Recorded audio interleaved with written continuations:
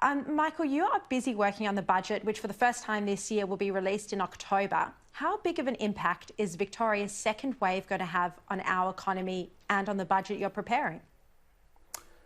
Well, Sharri, look, it's a bit early to tell with respect to this second lockdown and its full impact on the budget. But I think it's fair to say that, economy Victoria is an economic engine room of Australia. 25% of our economy, in many respects, is still the manufacturing heart of Australia. So there's no doubt this is going to have some pretty devastating consequences for the economy more broadly and, of course, the budget that we'll be handing down in October. But we won't know the full impact, obviously, Sharri, for a little while yet.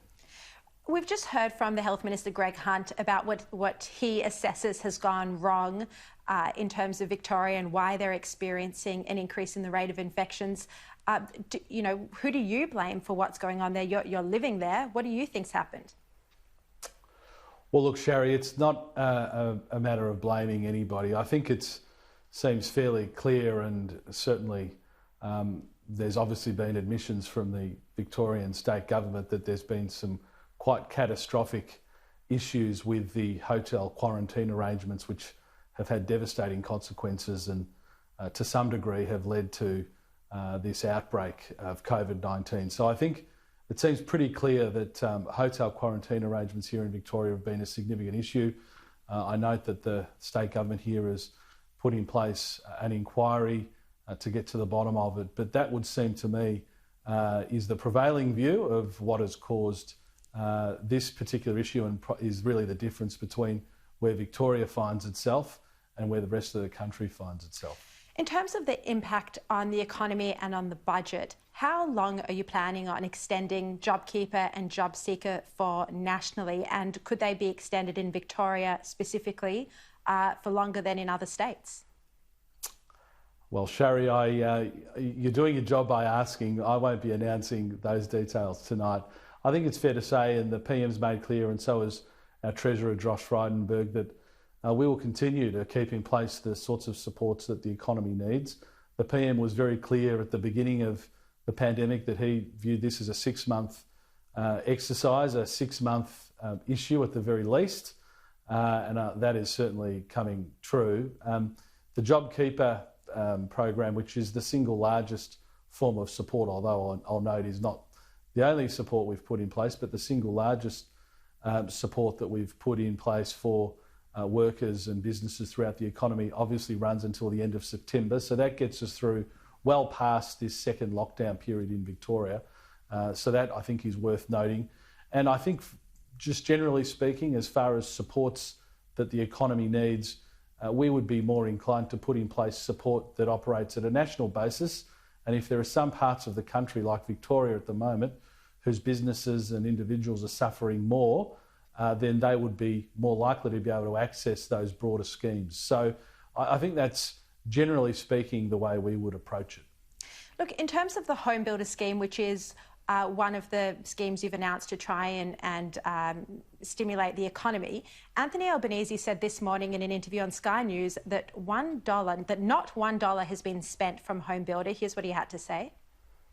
We have slogans like HomeBuilder, Tom, was announced, you might recall, in more than a month ago now, during the Eden Monaro by-election in Jerrabomberra, the famous get off my lawn scene that we saw from a constituent. You know how much money's gone out in terms of HomeBuilder or applications have been improved? Zero. Not $1 from that program. Can you respond to this, and how many families do you expect will take up the program? Well, the opposition leader is really developing a reputation for not being across detail, and that is a significant problem and a significant reputational risk he now has. He should know, and I suspect he doesn't know, but he should know that the HomeBuilder scheme is being implemented under national partnership agreements with the states and territories. The reason we've designed it that way, I think, is logical, because on one hand, all states and territories implement their own first home buyer grants. In some other territories and states, they actually have grants that match our HomeBuilder grants. So They are implementing those schemes, and to date it has been a phenomenal success. We've seen the large land developers, whether that's the Stocklands or the Lend Leases of the world, the large volume builders, Metricon, Simmons, Henley Homes have all said that basically since HomeBuilder was announced on the 4th of June, they have seen their house sales increasing above pre-COVID levels, which means they're selling more now than they were when COVID hit. Now, what does that mean? That means that there are hundreds of thousands of people who are employed in the residential construction industry, supporting the economy, supporting all of the people who manufacture the supplies for those houses, whether it's the bricks or the timber mill workers who put together the frames. So just going to date, Sharri. So to date, we've had at a federal level over 40,000 people register their interest. It is now with the states and territories who are implementing the scheme, and they will report on a progressive basis how many applications they are putting through. South Australia, for example, opened up a registration of interest after they signed the National Partnership Agreement with the federal government, and within 3 days had 7,000 registrations of interest on their revenue website. So these will be progressively reported by the states and territories. I don't think it's fair for the opposition leader to criticise them. If 40,000 people have registered, why hasn't $1 been spent yet? Well, again, this is where the opposition leader really struggles with detail. The HomeBuilder scheme will mirror the, for example, first home buyer grants that are already administered by the states and territories. And why are we doing that? Well, because as we said at the beginning of the COVID-19 pandemic, we would use established systems. Now, under those grants, you don't receive the grants until you've either settled on the property or you've made a progress payment under a contract on a property. So the timing of HomeBuilder payments will match the first home owner grant or other payment timing that applies in a particular state or territory. So what we'll expect to see, people who bought a home 4 weeks ago, once HomeBuilder was announced, and we know there's been many thousands of people around the country, whether it's in Melbourne, whether it's in Brisbane or Townsville or Wodonga, many thousands of people have bought a home because of the HomeBuilder scheme. We will start seeing the states and territories progressively updating us on how those payments have been made. But remember, the payments are not made up front before you've settled on a property or made a progress payment on a property. These things will happen over the next few months, and that's how it should be.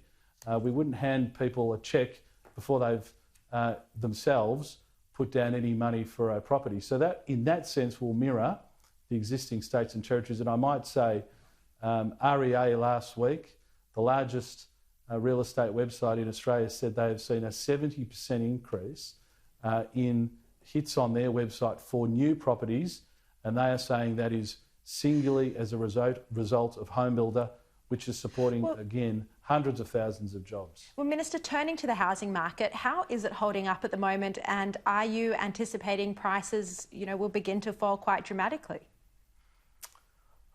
Look, Sharri, my expectation is consistent with what CoreLogic have said, and CoreLogic have reported some modest decreases in house prices to the month to June. It was a 0.8% drop for the June month and a 1.3% drop for the preceding 2 months to June.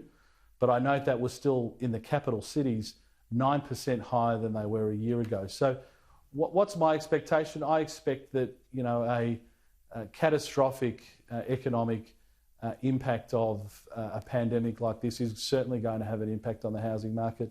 I think what we're seeing to date, and the data to date shows us we're seeing a moderation, a slight drop in house prices, but certainly none of the doom and gloom numbers that we saw at the beginning of the pandemic, or that some people were speculating on at the beginning of the pandemic.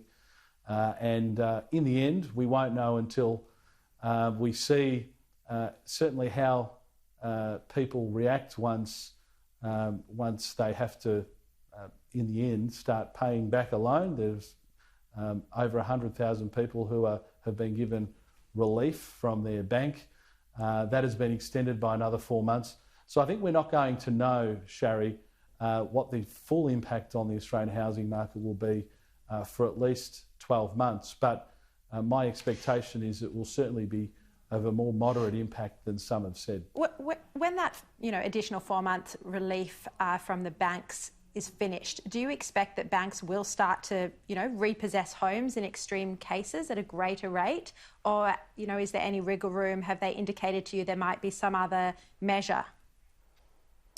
Well, look, I think the banks have really come to the fore here. I mean, they have put in place special arrangements, hardship arrangements, as I said, for over 100,000 Australians. They've extended them for 4 months.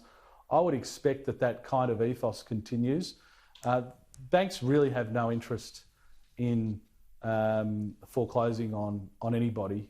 It will be an inevitable consequence for some, as it ordinarily is, but I don't think we're going to see it at a widespread level, given the way that these things have been able to be managed thus far. But again, all of these things depend on how long our economy suffers from the pandemic, how long we have restrictions, severe restrictions as we have in place here in Victoria, and those are all things that are very hard for me to predict.